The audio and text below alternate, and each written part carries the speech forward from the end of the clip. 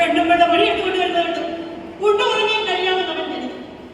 അവനോട് അത് കിടന്നു പാടില്ലെന്ന് നീയാണ് എന്നെ പഠിപ്പിച്ചത്.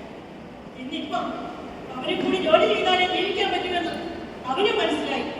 മാത്രവുമല്ല അവന് വീട്ടിലൊരു വിനയുമായി. അതിരിക്കട്ടെ, നിങ്ങൾ സ്റ്റേഷനിൽ പോയായിരുന്നു. ജോസിന്റെ കാര്യം എന്തായി? ആ കൊച്ചിന് ഇതെല്ലാം പറ്റിയില്ല ഞാൻ ആലോചിക്കുന്നത്. കുറെ നാളായി ആ കൊച്ചിനൊരു മാറ്റം. അലക്കില്ല, കുളിയില്ല, വായനയില്ല, ചുമ്മാ അലക്ഷ്യമായി നടക്കും.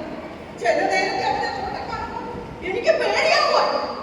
ആ കഞ്ചാവ് വഴിക്കുക മാത്രമല്ല, കോളേജിലെ കുട്ടികൾക്കെല്ലാം കഞ്ചാവ് എത്തിച്ചു കൊടുക്കുന്നത് അവരാണ് കേട്ടത്.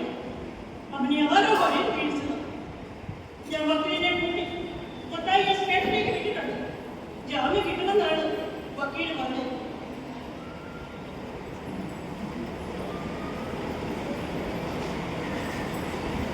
എന്റെ മോനെ പിന്നെ അവരെ ഉപദ്രവിച്ചോ? കൊണ്ട് മുറുക്കി കൊടുക്കാം ഞാൻ നിന്നെ വളർത്തിയത്. അപ്പന് ഗൾഫിൽ വലിയ ശമ്പളമൊന്നുമില്ലായിരുന്നു. ഉള്ളത് മുഴുവൻ നമ്മൾ കഴിക്കും. എന്റെ ചേട്ടന്മാരുടെ രണ്ടുപേരുടെയും പഠനം എന്റെ കർത്താവ് മാത്രമേ എനിക്ക് ആശ്രയമുണ്ടായിരുന്നു. ആ കർത്താവിനെ സമർപ്പിച്ച നിങ്ങളെ ഞാൻ വളർത്തിയത്. എന്നെ നീ കോളേജിൽ പോയില്ലേ? നിന്നെയും മറ്റു പിള്ളേരെയും നശിപ്പിച്ചുകൊണ്ട് നീ ഇനി ഇവിടെ ഒന്നും ഉണ്ടാക്കണ്ട. മേച്ചൊരുങ്ങി നിൽക്കുക ഈ മനുഷ്യൻ. ഇനി മറ്റു പിള്ളേരെ നശിപ്പിക്കുക എന്റെ മകൻ കൊണ്ടുനിന്നെന്ന് അറിയാം. അന്നെന്റെ ശവമേക്കാവും.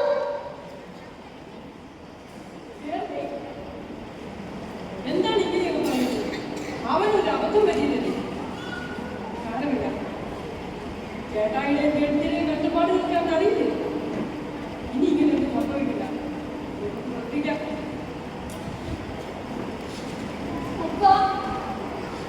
എന്റെ കൂട്ടുകാരൻ പറഞ്ഞപ്പോൾ ഞാൻ എന്നെ വിശ്വസിച്ചപ്പോ കൂട്ടുകാരായിരുന്നു എന്റെ ചന്ത്. പക്ഷേ അവൻ എന്നെ ചതിക്കുകയായിരുന്നു. ഒരു രസത്തിന് വേണ്ടി തുടങ്ങിയതാ. പക്ഷേ അവൻ എന്നെ ഉപയോഗിക്കുകയായിരുന്നു. ഞാൻ മൂലം എത്രയേറെ കൊണ്ടുവന്ന് ഈ ദുശീലത്തിനകപ്പെട്ടു. അവരെ രക്ഷിക്കാൻ എനിക്കാവുമോ? ജോസേ, എന്റെ ഒരു കോവക്കർ പറഞ്ഞ ഞാൻ ഇതൊക്കെ അറിയുന്നത്. അവനാണെങ്കിൽ ഒരവസരം കിട്ടാൻ നോക്കിയിരിക്കുക. എന്നെ അങ്ങോട്ട് നാട്ടിക്കേ. ജാമ്യം കിട്ടി. ഞാൻ ആ കൊട്ടയെ കൊണ്ട് സംസാരിച്ചിരുന്നു.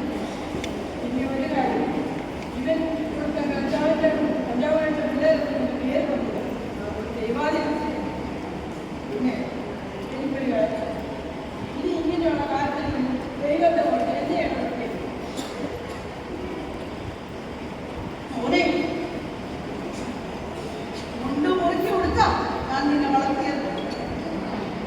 അപ്പന് ഗൾഫിൽ വലിയ ശമ്പളമൊന്നുമില്ല. എന്റെ മക്കളെ 3 പേരെ എനിക്ക് തന്നത് ദൈവമാണ്. ആ കർത്താവിനെ സമർപ്പിച്ച ഞാൻ നിങ്ങളെ 3 സമർപ്പിച്ചു. ഞാനിനി എന്തെല്ലാം കാണണം, എന്തെല്ലാം കേൾക്കണം. എന്റെ ദൈവമേ, എന്റെ മക്കളെ നീ നന്നായി ജീവിക്കുന്നില്ലെങ്കിൽ അവരെ തിരിച്ചു വിളിക്കുന്നതോ എനിക്കിഷ്ടം.